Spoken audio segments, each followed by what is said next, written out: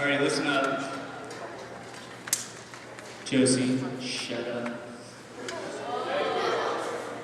That's a first. Alright, so tonight, hey, we're gonna be looking at Philippians 1, verses 21 through 26. Okay, so we've been in this, despite the weather here, if you remember. We've been in Philippians, and up to this point, the overarching message of what Paul is trying to get at in different ways throughout this book is growing in grace. How we do that, what that looks like, etc. And as I'm reading this to you, I want you to keep a couple questions in mind and use them as your filter and think about these things as I'm reading, as we're trying to see what Paul's message is to us and what its implications are in our life. How do we apply it? The first one is this: I want you to think about your life. I want you to think about your life on a day-to-day basis. The choices you make, who you decide to hang out with, etc. And could you truthfully say to live is Christ? That the reason for my life is Christ? That's the first question. Second question is this: would somebody say that you've helped them mature in the faith? That because of you, they've progressed in the Christian walk? And that you've been a source of joy for them in their life?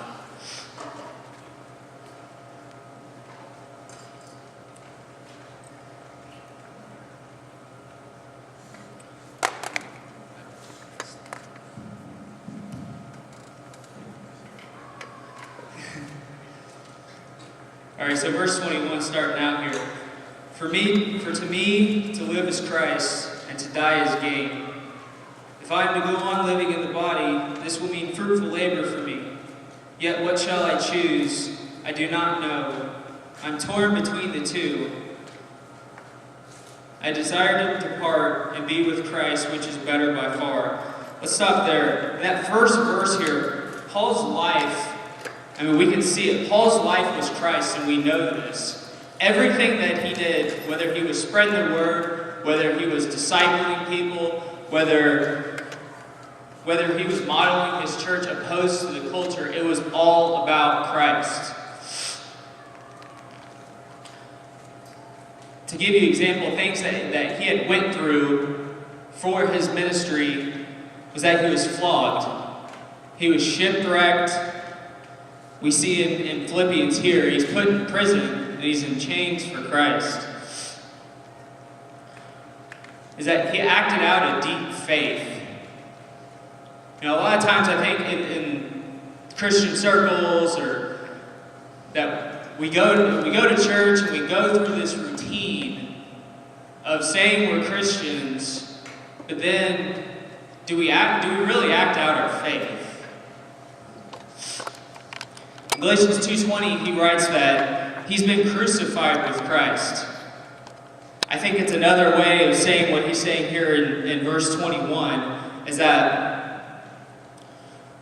his old life was taken up on the cross with Christ, and because of that, because of Christ's death for him, because of his resurrection, he now lives. His sole reason is Christ, and that's it.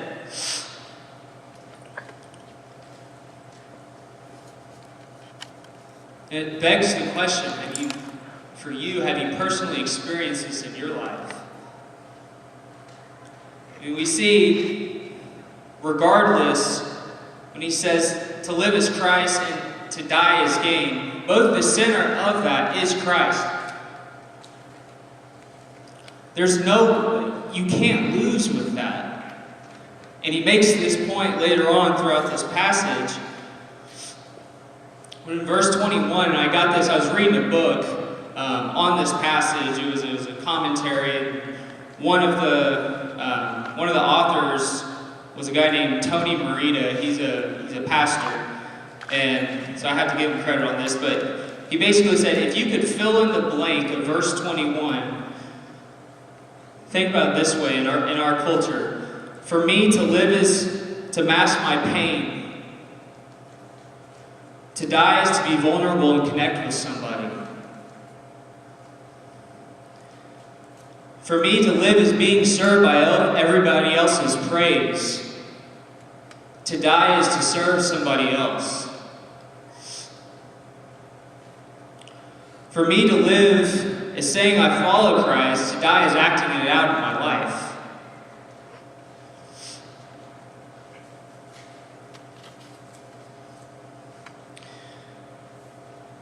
In verse 22, he goes on saying, he's coming up on this tension, and he's saying, if I'm going to stay here, living in this body and suffering, etc., I know that this is going to mean fruitful labor for me. What he means by fruitful labor is that he knows that, and he has the confidence in himself, and he has the identity to say, I know because God has me here that my churches are going to be built up.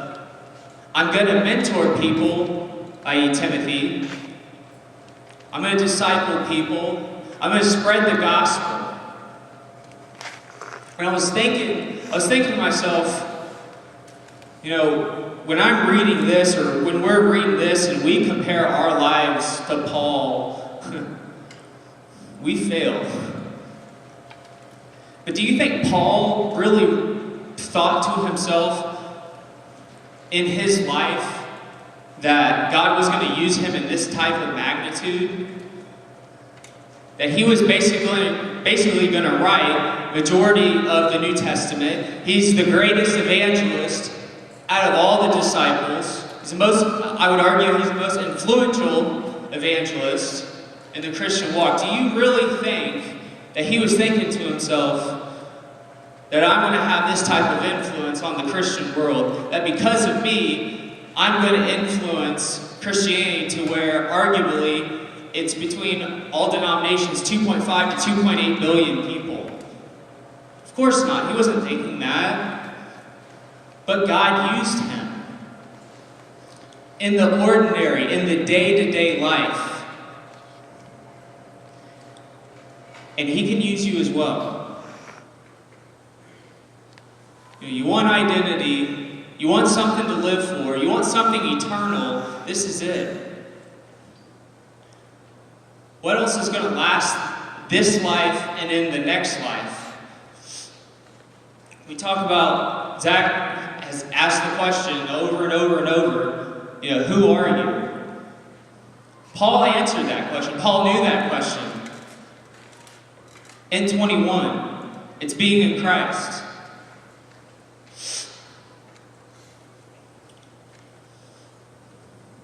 He goes on to say, and he has this he goes on with verse 23, that he's torn and he desires to be with Christ. And I don't think I have to explain that to you, why, versus being here on earth. But then he recognizes in verse 24, it's more necessary for you that I remain here.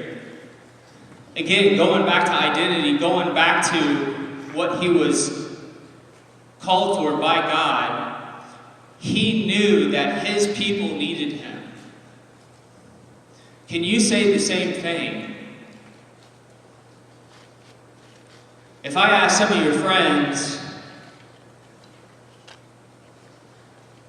are they influential in their life? They might say, yeah, but would they say, yeah, because of so-and-so, because then they've helped me in my maturity in Christ? Or will they say, no, they lead me down other paths?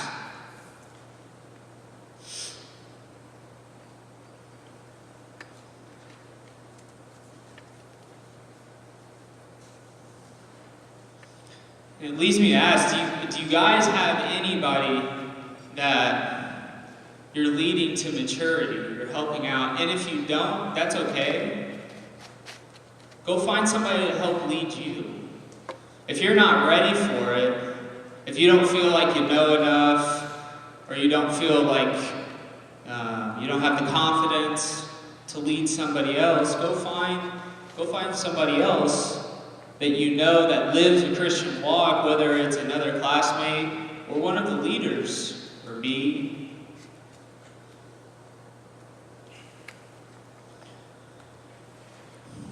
Verse 25, convinced of this, I know that I will remain, I will continue with all your progress and joy in the faith, so that through my being with you, again, your boasting in Christ Jesus will abound on account of me. What he's saying here is, because of Paul's saying, because of me, again, showing confidence, because of me, I know that I will glorify, and my ministry will glorify Christ, and you guys will brag on that. And the implications of that is so big in our lives. Think about it this way. Paul had this mindset of, I guarantee he had this mindset of, okay, who's it going to be today? Who am I going to have a conversation with about the gospel? Right? Paul didn't have social media. They didn't have cars. They didn't have ways to travel like we do. And yet, look how influential Paul was in his life back 2,000 years ago. And he did it in the ordinary. He did it, it was a day-to-day thing. It was who he was as a human being. It was Christ working in him. And it's the exact same thing with us. If you've been born again, then you know what I'm talking about. If you ask, practically speaking, if you wake up and ask God, help me today. Give me somebody to witness to. Give me somebody to encourage.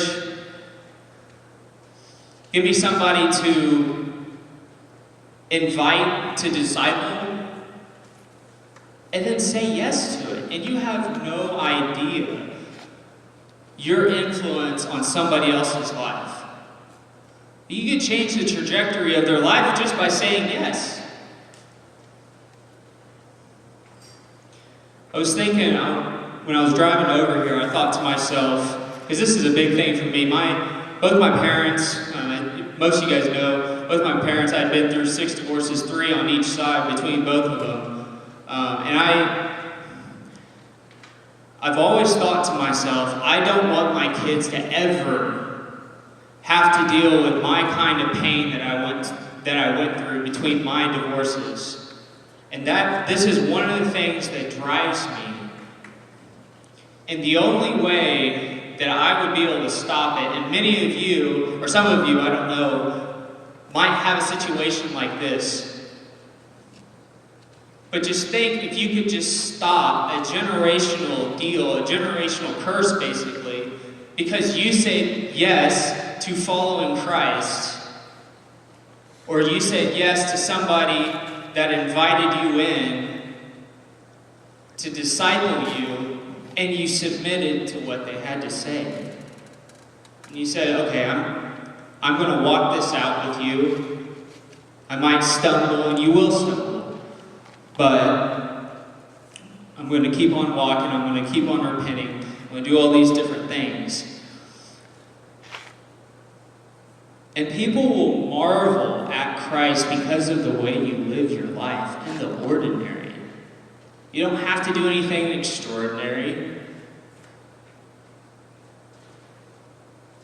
When I was an atheist, one of the things that I looked at Christians and I thought, you're hypocrites. Your life doesn't look any different than culture. For those of you that knew Joey Butler, it was one of the biggest influences in my life. And he didn't even give me the gospel when he was still here. I would go over to his house, but it was the way that he lived his life. The consistency, the peace, the way that he treated Don, the way that he treated his kids, all these different things added up without me even consciously realizing it. And I look back, though, years, and it was God that was using Joey Butler, and Joey Butler was just being obedient to what God asked of him. And it was in the ordinary. But really, it was an extraordinary thing, because it was a big influence on me coming to Christ. It's the same thing with us. But it starts with knowing Christ first and saying yes. And through His grace, we can have the ability to then influence other people. And then we have an identity. You have a reason for living then. You have a reason for waking up.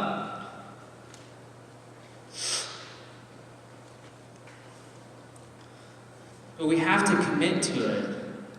Because our generation, this generation and my generation, we are so neutral. We always want to have one foot in the bucket and one foot out. We're always waiting for that next experience, right? We don't want to commit to anything. It's the same thing with my generation. But we miss out so much by not committing and just saying yes. Because we think we're going to miss the next experience, or we think we don't enjoy being vulnerable because it makes us uncomfortable, especially guys. But we miss out. We miss out on opportunities.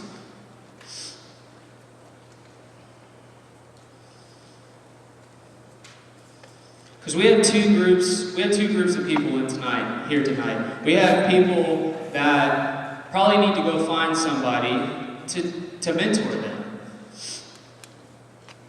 And to just submit under the mentor, under the person that's mentoring them, just say yes to it and commit to it. And then we have other people in the room that I know of that have been walking with Christ for a very long time. And they know Christ. But the extent of their Christian walk is just saying, I'm a Christian, I go to church on Sunday, etc. It's time to go get somebody and disciple them. Go find somebody and pour into them. Go lead them. That's the whole point of it. It's to know Christ first, worship Him, we're created to know Him, but then go pour into other people. And tell people the truth. Because if you really love somebody, and you've been touched by Christ, and you know Christ, and you've seen what He's done in your life, in reality, then why would you hide that truth from people? You don't want to offend anybody? Who cares?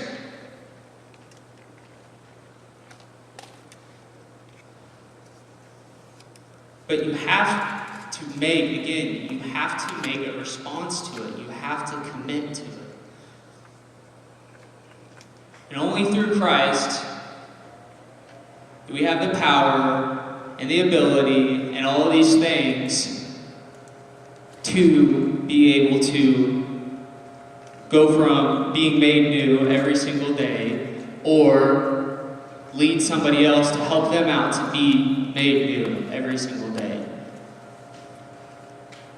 And there's our identity, and that's it. Let's pray.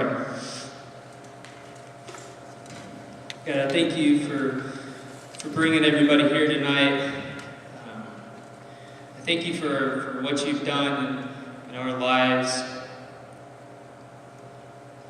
That we don't really deserve any of it, but we graciously say yes to all of it. And I pray that the people that need to know you better, that they would go and find somebody who's walking a faithful walk.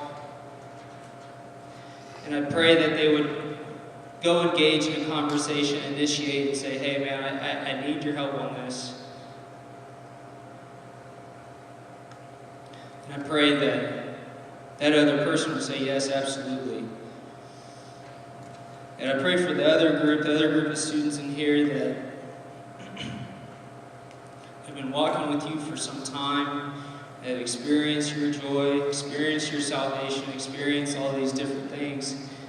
I pray that they would go initiate a conversation themselves with either other TPX students here, friends that they're thinking about right now, or even a family member that's older than them. I pray that you give them the confidence to just say yes to that, be obedient, and see what you do. It's in Jesus' name I pray. Amen. Go to Life Groups.